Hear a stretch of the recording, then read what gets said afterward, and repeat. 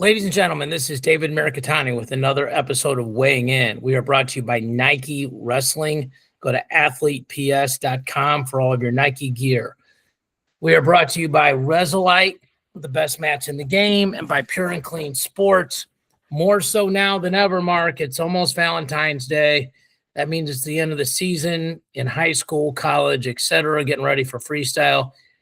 Keep yourself clean. Can't always control who you're working out with. Make sure nothing happens to prevent you from chasing down your goals. Yep. Joined as always by Mark, not always, but mostly by Mark Ostrander. And Grant is on assignment today. Mark, one of the things I like is we get to do 2 podcasts a week right now because there's just so much going on. You almost just do things at a cursory level if you don't, in one podcast a week. Yeah, I mean, you can't get through everything. We kind of go over what happened the previous weekend, always the first of the week. So, there's so much going on right now with college wrestling. And then we get into now freestyle. They had, 2 weeks ago or a week and a half ago, they had their, the first ranking series. So, I mean, we got to dive into that a little bit. That was kind of fun listening to Grant talk about that. Yeah. He's kind of the expert on it. So, for sure. Yeah. It was really good. For sure. We did get a nice text from James Biscaglia.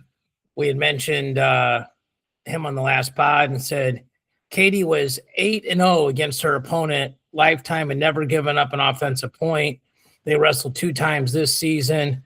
And he also mentioned some of the people he was friends with from Drake, including John Messenbrink, who is obviously Mitchell's dad and wrestled for my dad at Merrimack prior to going there. So some pretty cool, storylines, crossovers, things like that. Did you say he was a roommate of my brother, Mike? He said, I was teammates with Mike at Drake for a year. Okay. So it must have been Mike's last year, I'm guessing. Yeah, that's above my pay grade. Yeah. But for sure, and James Biscaglia, again, one of the good people in the sport of wrestling. There's a lot of them. Okay, so let's start with I want to go into the upsets from the last week because there's a bunch of them. I was on hand for one of them, but we'll pull this up. So can you see this now? Yep, Mark, can you see this? Okay, yep. Thank you. Okay, Colton Hawks beat Justin Rademacher, and Hawks is like 3-7, so that is a gigantic upset, even though he's qualified for nationals and been around a 12 guy. And that flipped the duel. Arizona State beat Oregon State. Okay, I was on hand. Witten Denkins, number 33, beat number 4 Collin Gaj 3-2. Wild match. Edge of the mat calls, reversals, all kinds of crazy things going on there. Jackson Blum beats Zan Fugitt. In the same duel, Joey Buttler beat Joe Zargo. Yori Volk. So here in the Rutgers duel, Aiden Smith beats Yori Volk. Tony White beats Charlie Millard. And Andrew Clark beats Drew Roberts. And Rutgers freaking beats Minnesota, Mark. I know. It's crazy. So Rutgers beat Minnesota, and Minnesota beat Iowa. Yeah, so that means Rutgers is better than Iowa, right? I'm not saying that, Mark. I'm saying it's wild. Yeah. Miles Tackett beats Danny Wask. Kyle Valencia beats Dashiell Lamer. Those were the 2 big upsets in that duel. Cale Lordson beats Navarro. I don't know how many there's are gigantic upsets. Desianti beat Nick Hamilton. He killed him in the duel, but Hamilton was coming off of mono. So, I mean, I'm not sure that's really fair. He's a high go forward, that kind of thing kind of guy. So, I mean, we kind of breezed over this. Like, Rutgers beating Minnesota is massively significant to that program, Mark. Yeah, well, but David, I think in the past 10 years, they've had some pretty good teams. They've had national champs, obviously. So I guess it's it's an upset, but it doesn't surprise me that Rutgers still has some really good kids in that program, and they do know how to wrestle. So they get a lot of the New Jersey kids. Yeah, I'm not saying they can't recruit. I'm not saying they don't have good kids. What I'm saying is that they haven't beaten a top 5, top 10 team like that in forever in a dual meet. Yeah. So definitely a big win for them. Yeah, one of the interesting things that is going on too, with Zach Ryder being out, they wrestled Trevor Dobbs, but most of us thought Braden Thompson would wrestle, or Cruz Goff, or the kid from Bixby, which I'm about to pull his name up. And they're all off the roster, Mark. Like, it's a pretty big thing. Like, what do you think? Do you think they can't really enter the portal yet? So, because they are portaling. Yes, that sounds like it. They're not even on the roster anymore. So, yeah. So, I mean, it's very interesting because, like, the Stilly Boys thing, they're doing well selling gear and all this stuff. And I think it's just, I'm not sure everything's 100% perfect over there. Not that anything's ever 100% perfect anywhere. And I think we're really interested to see. I would doubt. I mean, everybody's saying like Figueroa is going to wrestle this weekend because Jax is going to try to get to an open tournament. And if Ronnie Ramirez wrestles one more date, he burns his red shirt. But that is a massive. I've said this from the beginning, but I got to talk to Howard Forrest early. I don't think there's any way you pull Jax Forrest out of high school to not wrestle him. Your point, you have a slight disagreement. Let's put it, you have a slightly different perspective, but I'm making the assumption that he was good enough. Okay, your point, and if I'm saying it wrong, is hey, they brought him out. If he went 3-2 or something, they would not put him in. But he's killing people. Now, he hasn't had to wrestle a lot of top 10 guys yet, but he's absolutely dominating people. Yeah, and he made the senior world team for the United States. So, I mean, obviously he's really, really talented. I always thought he was better at freestyle than collegiate style. He's had some close high school matches. He's only won one state championship in Pennsylvania, and that was last year. So it's different, obviously, but he's got such good skills. From watching what he's been doing, I don't see any reason why they're not going to wrestle him. The only thing I think when he becomes the incoming face of the program, and that's kind of hard to say for a kid coming out of high school, but this is a rarity that this is happening. I've never seen a kid come out of high school at the semester and come in anywhere near his credentials and try to wrestle the collegiate season, second half of the collegiate season. So it's kind of not something you're going to see every day or rare. So, and it's a tough weight. To me, it's the toughest weight in the country. Now he helps make it that, but yeah. Yeah. Jersey Rob was the other kid's name that I couldn't think of, who is a tremendous two-sport athlete. I think he's the star quarterback or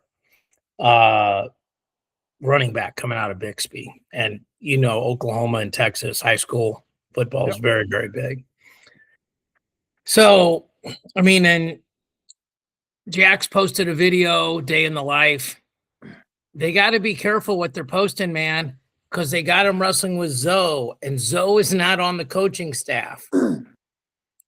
I mean, like some of these schools, I saw a guy post a video, his day in the life. None of it involved going to class. None of it even pretended like they were going to class. Yeah. Like, we're going to do cold tubs. We're going to get food. We're going to get a massage. Like, you have to pretend to be a student athlete. It's like the quarterback from Miami. He's like, I haven't gone to a class in 2 years. Like, you can't say that. Yeah. Like, you have to pretend. Like, Are they taking online? But is he taking online classes? I don't know, Mark. What I'm saying is, yeah. Well, I know this. You can't work out. You can only work out with an RTC coach during an RTC practice. Okay. I mean, I know that.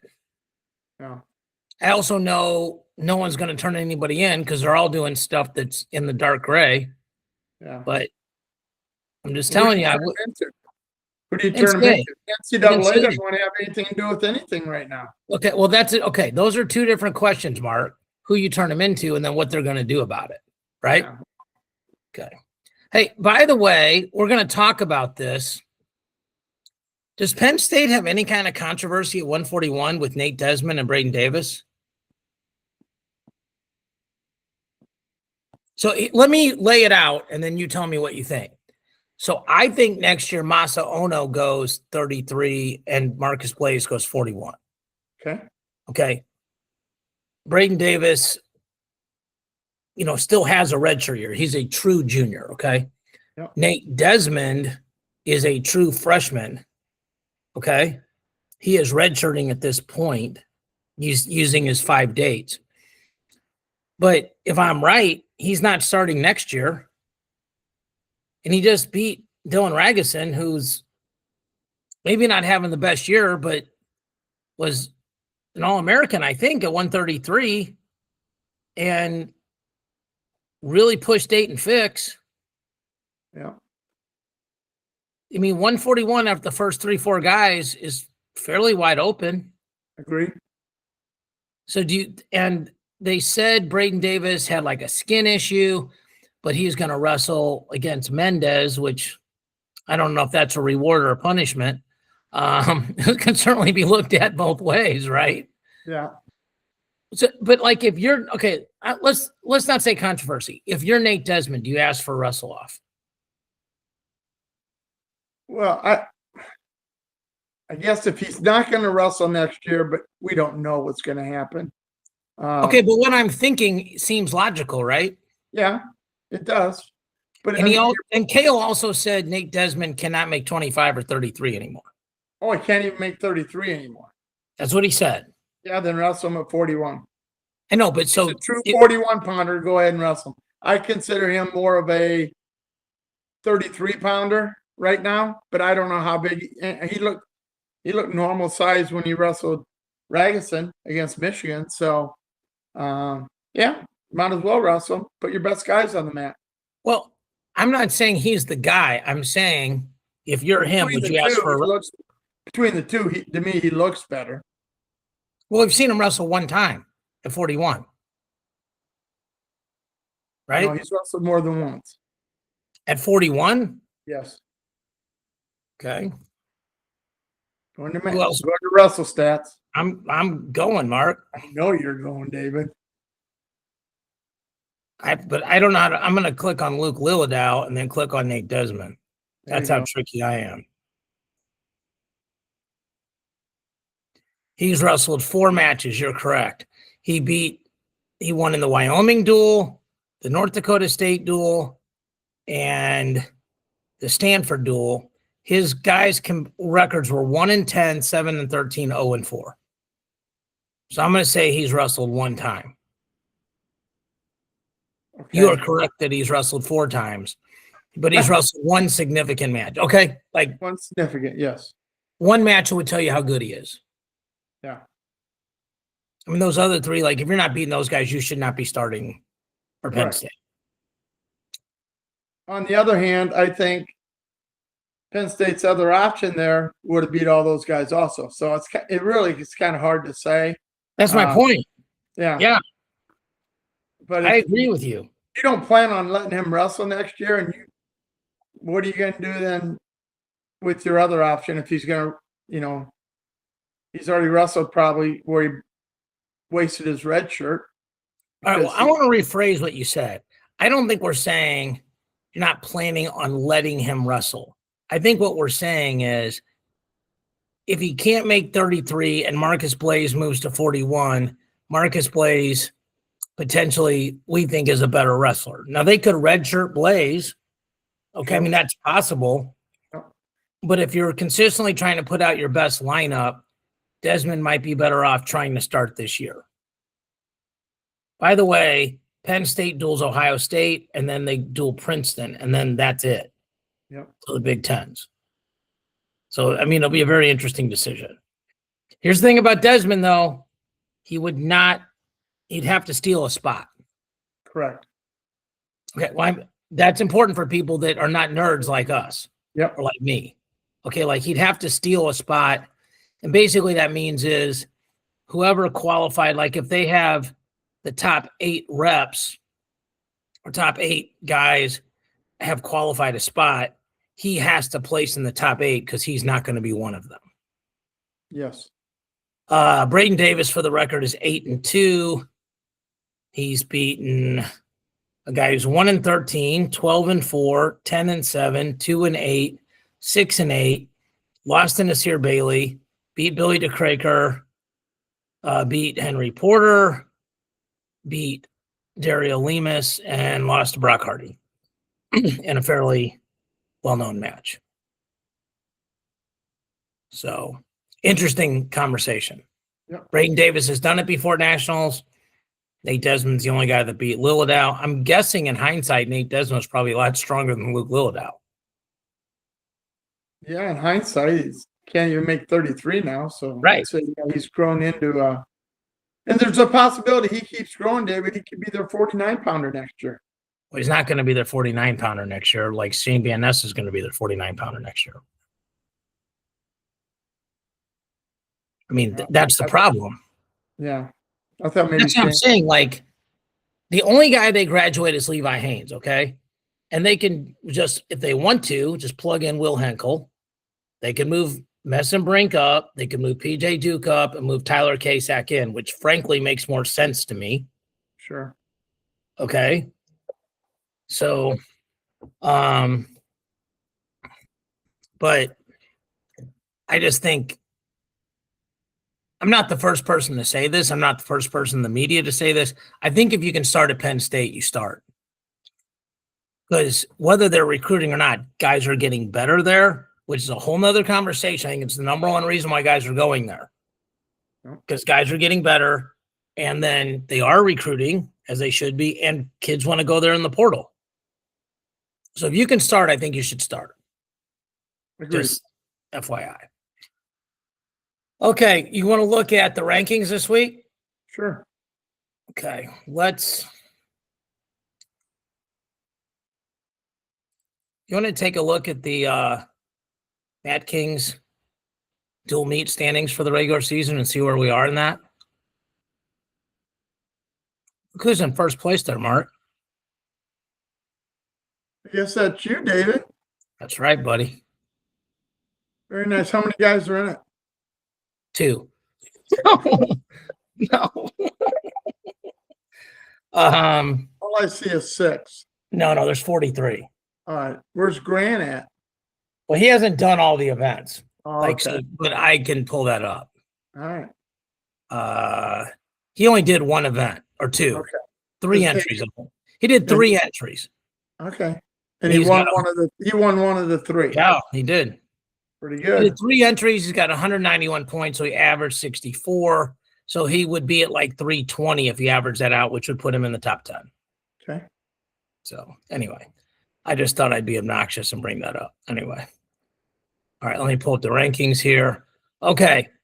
So not a lot of change here at 25. I mean, I don't see much at all. Like, and it seems fairly clear. Like numbers 2, 3, and 4 are very interesting. So listen, this is a big match this weekend for Spratley and Ventresca. Okay, because Spratley has beaten Ventresca, I think, every single time. And if he beats Ventresca, Ventresca's tied for second right now. Yes. Like, if Buzakas beats Lillidow and Spratley beats Ventresca. Is Sheldon Seymour number one? No, because he's lost this year. Has he? Yes. He lost in the national duels. He didn't wrestle in that. You sure?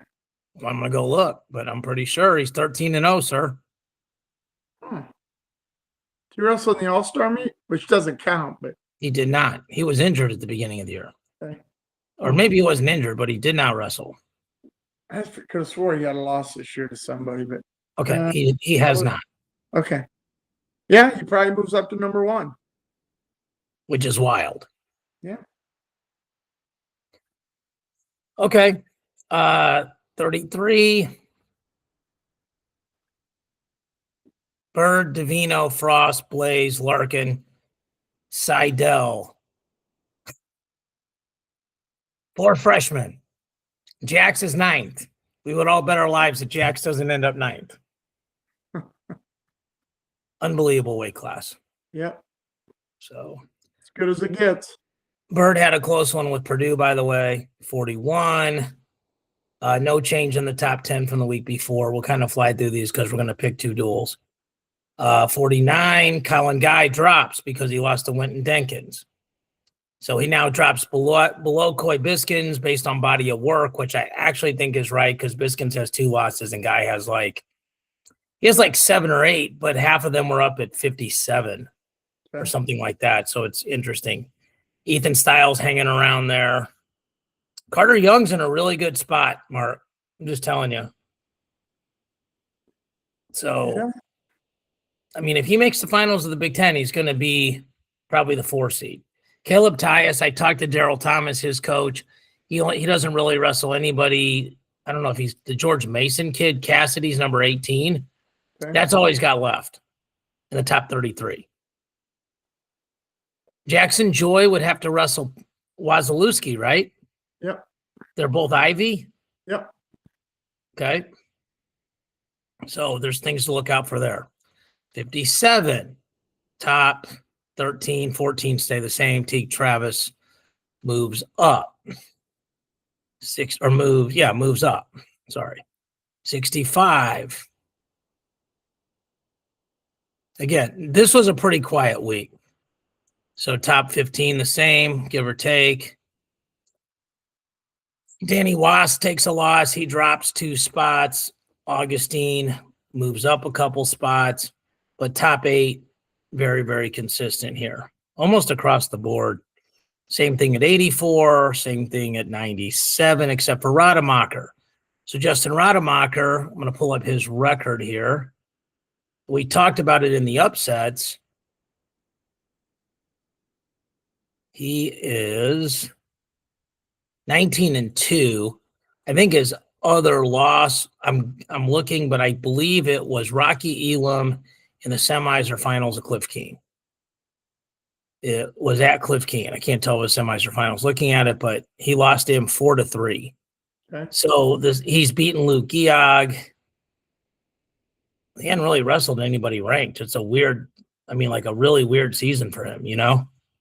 Yep. He beat Angelo Posada. He beat Anthony Parker twice.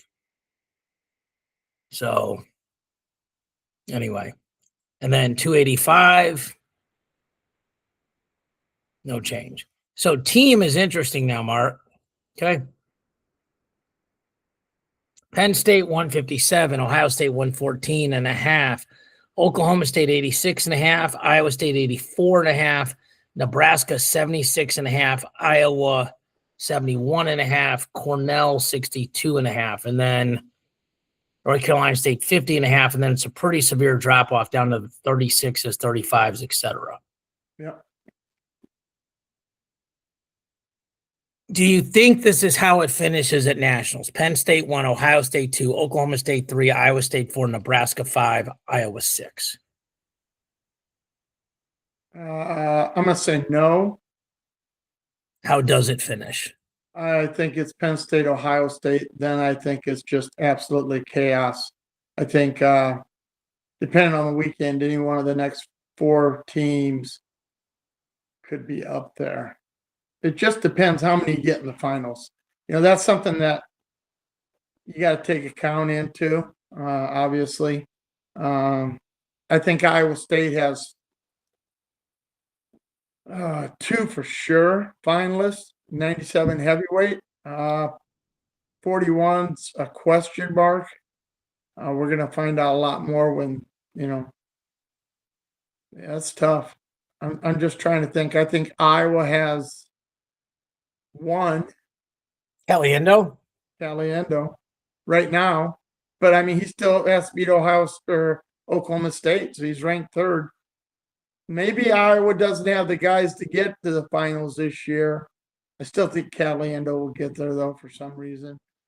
I just like the way he wrestles, and he's been in big matches, a lot of them.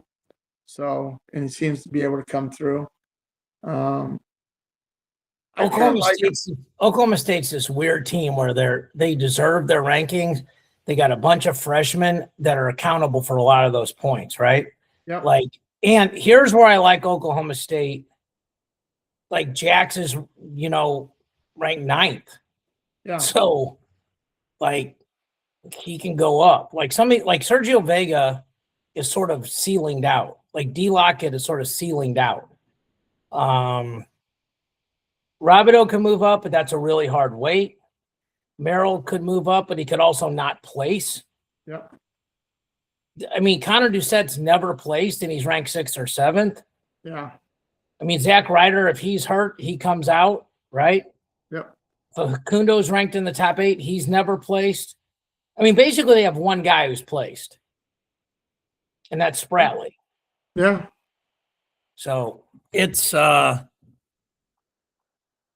lot. It's a very, very interesting. All right. Agreed. Let's do Oklahoma State, Virginia Tech.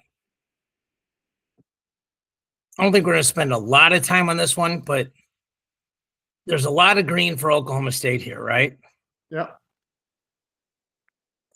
I don't know if Jax is going to wrestle. I mean, even though Ventresca is ranked ahead of Spratley, okay, if you were setting the line, what would you do this at? What do you mean? On which match, David? Spratley, Ventresca, sorry. I would probably pick him. Okay. I think I might even make Ventresca or Spratley the favorite. He just beats him every time. And he beat him bad last year, but the duel was at Oklahoma State. I was there live for it. Yeah. I mean, this is a crazy duel because honestly, Oklahoma State could win all of them. Like if you start like Doucette over Mullen, Merrill over Sasso. Now, let me say that. I don't think Zach Ryder's wrestling, so I think Jaden Bullock's going to win 184. But Facundo over DeCianti, Lockett over Church, Rabideau over Miller. Swiderski is wrestling well right now, and Collin Gaj just took a loss. Yeah. Vega over Crook. We talked about Spratley, Ventresca, and Jax Seidel. If you're trying to find 5 wins for Virginia Tech, you have to get Ventresca, you have to get Seidel, you have to get Collin Gaj, you have to get Jaden Bullock. If I had to pick one more match, I would pick Jimmy Mullen. That's where I would have went to. And then I would pick Sasso. Sasso's decent. Yeah, he's tall and he's super scrambly. Yeah. And Merrill's good at riding, and I think he might not be able to ride Sasso. Yeah. So, I mean, they have a path to 6 wins, but it's not easy. No. So, if you had to make picks here, I want to see where you have it. Just 25, OSU or VT. I'm going to take Ventresca by decision. No, just no decision. I just want to see how many wins you got for Oklahoma State. I don't know if it's Jax or not, so I don't even know how to pick 33. I'm going to say it's not Jax. So, Seidel. Okay. Vega or Crook? Vega. Swiderski Guy? I'm going to go Swiderski just because he's wrestling a lot. I agree. Rabideau Miller? Rabideau. Lockett Church? D. Lockett, Facundo Descianti, Kundo, Dopp, Bullock, probably Bullock, Merrill, Sasso, Merrill. Doucette, Mullen. You know what? I'm going to take Mullen. He's big. He's athletic. Yeah. I think he You got does. it. You got it 6'4". Yeah. And So, it could be 8-2. it could be 9-1. It could be. Yeah. It could be 9-1. It could be I Jaden don't Bullock. think that's going to happen because I don't think Seidel would lose to anybody but Jax. And I don't, like you said, Jax, they're talking about sending to an Yeah, open. you're right. I think 8-2 is right. I stand corrected. I think Yeah. Seidel wins, and I think Bullock wins. Okay. I agree with you. I apologize. I was wrong. Okay, Ohio State, Penn State. Let's talk about this. This is a fairly important duel, Mark. It is. It's a big duel. Number one. This could be 5-5. It could be 8-2. It could be a lot of things, but I just don't see any one team in the country right now being able to beat Penn State. They're just too damn good. I'm going to see where your picks are. So here's what we're going to do. We're going to start at 141. Okay. The reason I want to start at 141 is because I think we're going to spend a lot of time talking about 25 and 33. Okay. Okay. Jesse Mendez against Braeden Davis. You want to go first or second? Evens or odds? I'll go first. Mendez, Davis. Mendez by a tech. I agree. I don't think there's a lot to discuss there. Nope. Okay. 49, Ethan Styles, Van Ness. I'm going to say Van Ness by decision. I think he ends up giving up the first takedown and coming back and running him down. I'm going to take Van Ness by a major. Okay. 57 is going to be Duke and not Cannon. So it's probably going to be Maddox Shaw. I'm going to say Duke by a major. I would agree with that. 65, Messenbrink Gallagher. I'll take Messenbrink Tech. I think they're going to wrestle the kid that wrestled against Iowa. Ethan Burton? I do. And I'm going to go Messenbrink by a major because he's really hard to finish on. He's so long. I'm going to tell you this. I think Messenbrink Tech's that guy easier than Gallagher. All right. We'll see. Okay, 74, Karchla Levi. Levi by a decision. I agree. So far, we got it 4-1. 84, Welsh Fishback. Give me Welsh in his return or against Ohio State by decision. Agreed. Geog Bar. Bar by a major. I agree. I'll take Feldman by decision over Marisola in a close one. Same. Okay, so far we are identical except 165. Tech or major. Okay. So we do not think that Ohio State can win this duel, by the way.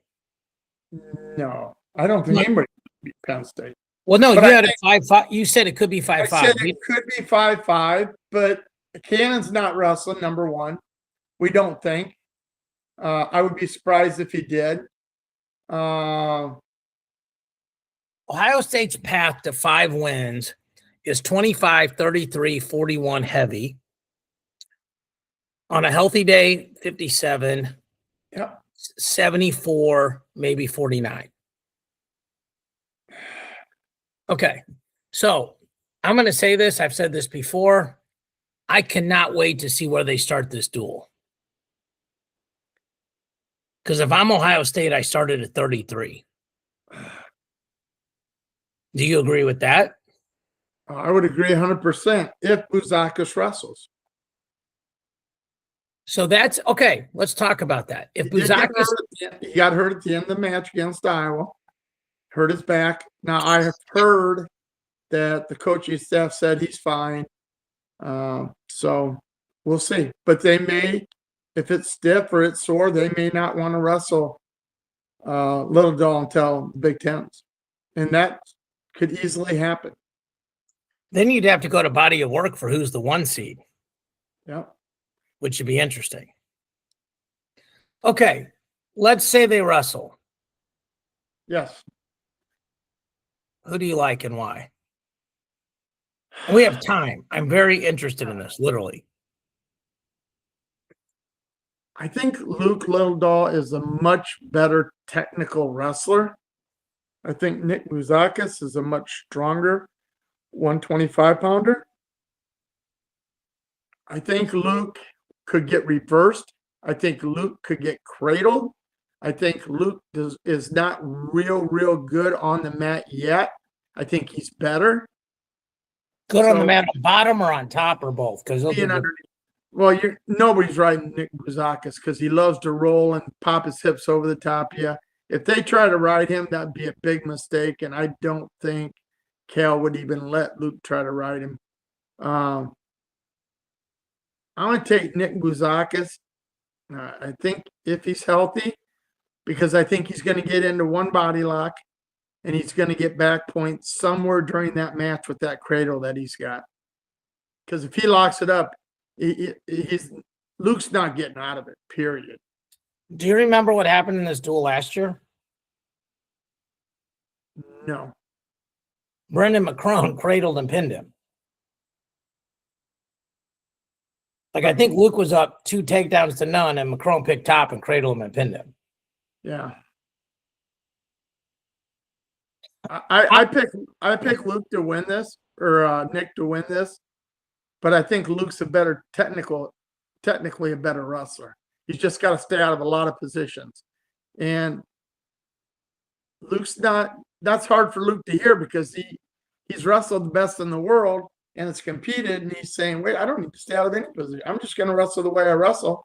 And honestly, I think it's interesting. Normally I agree with that, but I think this is the same scenario for him as Spencer Lee. Like, you're wrestling this guy who's way stronger than you, and you got to let him get tired. I mean, Spencer Lee lost when he got tired. He never lost. I don't think Spencer Lee ever lost a first period in folk style in college ever. I mean, even the matches he lost, like, no, he did. He lost some first period matches. To who? He got taken down by Illinois to his back in the first period and came back and won. With a double leg to his back. Yeah, you mean Purdue or Illinois? Illinois. Purdue. Okay, that's different, Mark. I'm sorry, Purdue. That was Ramos, and he came back out on top and was winning at the end of the first period. But I'm saying that he got taken down and put on his back. What I said was, I don't think he ever lost a first period in college, and I think I'm right. No, he was down at the Nationals in the semis first period. At the end of the first period? No. Okay, I'll believe you because I was in the tunnel. 3-1. And then Spencer chose top and turned. Okay, Mark, he lost one first period in college his whole career. Okay, so I'm saying the way to beat him was to not get massacred. I mean, it's sometimes like talking to my dad, like, you're going to find the needle in the haystack and say the haystack is wrong. The point of the story is right. If he wrestled 100 matches in college, he was winning in the first period in 99 of them. Okay? So I'm saying the point is, Littledahl, whether he's in better shape or not than Bouzakis, or whether he's in better shape or not than Spencer Lee, that's his path. Like, these guys, I mean, here's the opposite. If he has to wrestle, they pick 125 and it's a two-hour weigh-in, maybe Littledahl's fine. I mean, I don't know, because Bouzakis muzzled up Dean Peterson, but that match started at 57. True. And I think they had the intermission too. Yes. So 57, 65, 74, 84, 97, intermission, heavyweight. So Bouzakis didn't even probably warm up till the intermission. Yeah. You're going to take Bouzakis. I am. I'm going to take Luke, and this is a head pick. And in my confidence pool, this will be my 1-point match. Okay. I mean, you would agree this one and 33 of the two were least sure about. Yes. Okay. 33, Davino Blaze. They wrestled in Ironman. They've wrestled in freestyle. They clearly know each other. Okay. Davino or Blaze is from Perrysburg, Ohio. I need to pull up Davino's high school, but I think he's from Illinois. Yes. St. Charles, I think. St. Charles. St. Charles East. So geographically, they saw each other. These are probably the two guys besides Jax that I've been the highest on all year, Mark, from the preseason. Yeah. Like, you got to give me credit about this one. Yeah, I give you credit. I Oh, still think you got to beat last year's champ. I mean, you just got to do it. And he's not easy to beat. So well, I know, but we're talking about these guys wrestling each other. Neither one of them can wrestle Lucas Bird right now.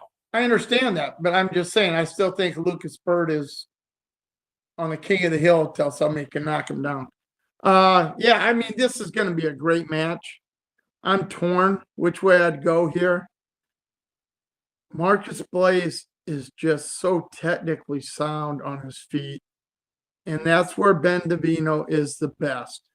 He's not going to ride you. He's not going to reverse you to your back. He's not that type of wrestler. He's not a Buzakis. So it's going to be won or lost on his feet. And the problem I have is Marcus Blaze just stays in such good position. He is so talented. I got to go with Marcus Blaze just because I think he's better on his feet. He'll score one takedown, and Davino won't see Marcus Blaze, won't be able to get in on his legs. If he does, he won't be able to finish. I think Marcus Blaze is that good. Do we agree that Davino will probably fire off one or two more attacks than Blaze?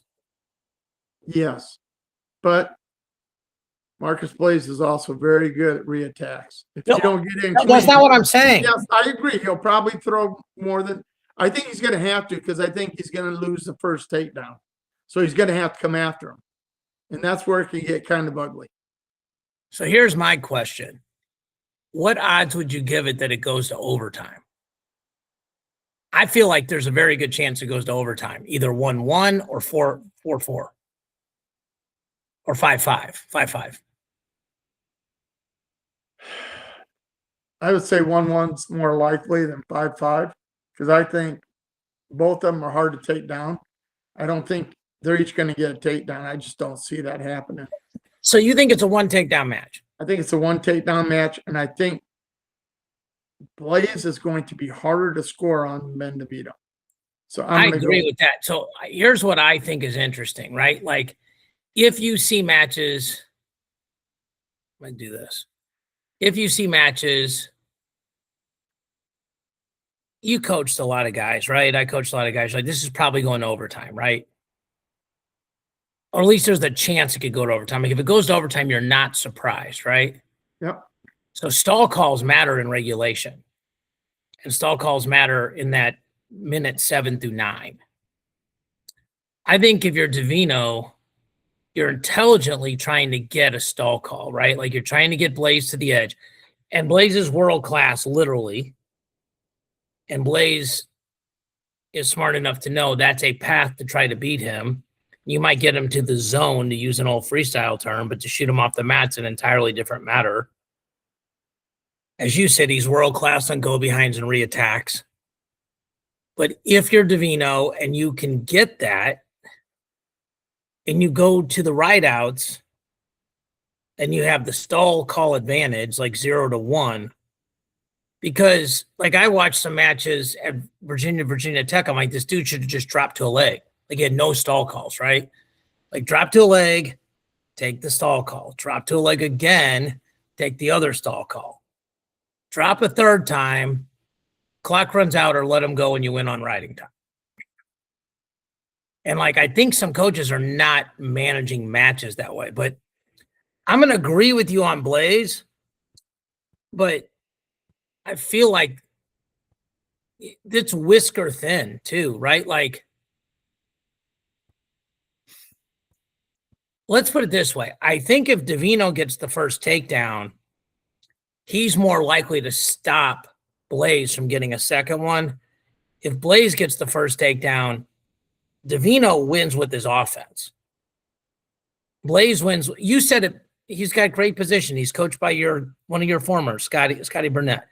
And both the Blazes, world-class position, elbows in, hands in front. They look like they're holding that cheeseburger, but we're not, like, it's perfect position. No matter how you snap them, their hands don't come up. They're rolling their heads out. They're hitting the knee. They're circling out. They're not coming out of position. And those kids are remarkably patient. They're super patient. And that's a very big part of this, right? Like, who's going to blink first? You're smiling. What are you thinking? No, I'm just playing this match over in my head, and I'm seeing. I really like Davino. I really do. I do too. I think he's an absolute stud. And he's hard. Even if you get in on him, he's hard to score on. Drake Ayala was in nice twice and even shelved the leg one time and just wasn't able to figure a way to finish. And, Drake barely even touched the legs of Blaze. I mean, he did once, he got in, but he didn't really have a position. He had both hands on that ankle and he was trying to pull it in, and Blaze just kicked it out and circled back right into him. So, I mean, that's as close as he got. I think Ayala got in easier on Davino, and he couldn't get in on Blaze to a real shot. And I think there's something to be said about that, because I think Davino's going to have a tough time getting in on Blaze. Now, I'm not saying this is how it's going to be at Nationals. I'm just saying in this duel. No, like they're both, I mean, like, so one of the things you talk about is, like, you wrestled a guy and they both get better, right? And these are the two premier programs in the country right now. Yep. Okay. So it wasn't like one of them went to, Mirikitani High School and the other one went to Penn State / Ohio State. And it's like, well, they were close. One guy got way better. Like, they're both improving. They're both guys are super high on. Davino had a great redshirt year. I think it was like 19-1. Yep. So it's whisker thin. Here's what we agree on, Mark, like exactly. And then here's where we slightly disagree. We agree Mendez Tech. We agree PJ Major, Haynes decision, Rocco decision, Barr Major, Feldman decision. What's interesting is I have Van Ness decision, Messenbrink Tech. You have Van Ness Major, Messenbrink Major. So the points are the same. Okay, but but we agree on those 8 matches, which is why I started this. I didn't think we would disagree. Yeah. We both reluctantly agree at 33. I think that's a fair way to say it. Not like we don't agree, like it's a hard decision. Sure. Like, if you ask us tomorrow, we might both pick Davino. I mean, I don't know. I didn't know who I was going to pick. I really didn't. I have to break it down. I have to break it down in my head, and I have to go back and think of how they wrestled, who they've wrestled, and how close somebody got into scoring on them. And I don't know. I know Davino beat him in high school when they wrestled collegiate style. I know Blaze beat him in freestyle. Freestyle and collegiate style, 2 different ways of wrestling. But it's still on your feet. I got to go with Blaze.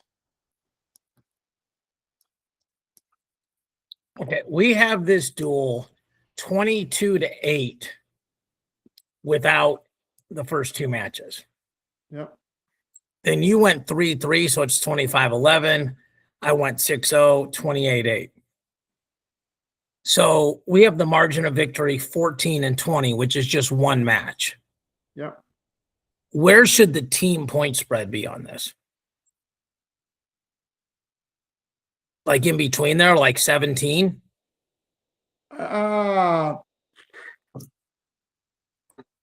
Probably. I mean, Penn State's it's at Penn State, correct? Yeah. The duels at Penn State, that's an issue. That's a problem. If it was at Ohio State, I'd say I'd go probably a little bit lower, but at Penn State, man, this is what they've been waiting for. They love it when Ohio State comes to town, when Iowa comes to town, when anybody that's talking that they can maybe knock them off the pot. Right now, they think Ohio State thinks they have a shot of winning a national title. They do, because they've wrestled really well all year long. I'm not smiling like, yeah, I mean, ha-ha. I'm smiling because I think they're the only team, if Penn State faltered, that could do it. Yeah. And I agree. But I think Penn State's going to try to make a statement. We're not faltering. So, yeah. And I really ought to probably pick Little Doll to beat Buzakis, but for some reason I think Buzakis could end up putting him on his back, and that's no, I think that's it, right? Like I think even at the end of the first period, it's 3-1. Even at the end of the period, it's say 4-1, 7-1, 7-2, and Luke's got choice. I think it's really interesting, right? Yep. So, by the way, here's Penn State's dual meet scores this year: 45-0, 43-3, 36-6, 40-7, 46-0, 42-0, 46-0, 32-3, 51-0, 48-0, 51-0, 26-12. That was the Nebraska duel. Yeah. Michigan was 38-3. So 26-12 is their closest margin of victory. 7 matches to 3, 14 points. What's interesting is you have it the same and I have it worse. And I think we both agree that Ohio State's better than Nebraska. Oh, yeah. Well, I get it, but what I'm saying is it's how stuff matches up. I mean, there's been teams with undefeated seasons. This is bonkers, though.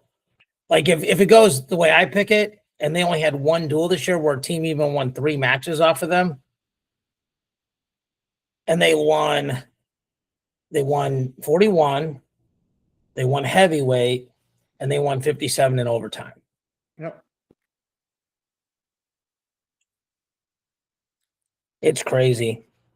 I mean, what's interesting about somebody said this, and I don't think they'll do it, but like if they move Davino to 41 and Jesse Mendez to 49, they probably win both those matches. Yeah. Never even thought of that.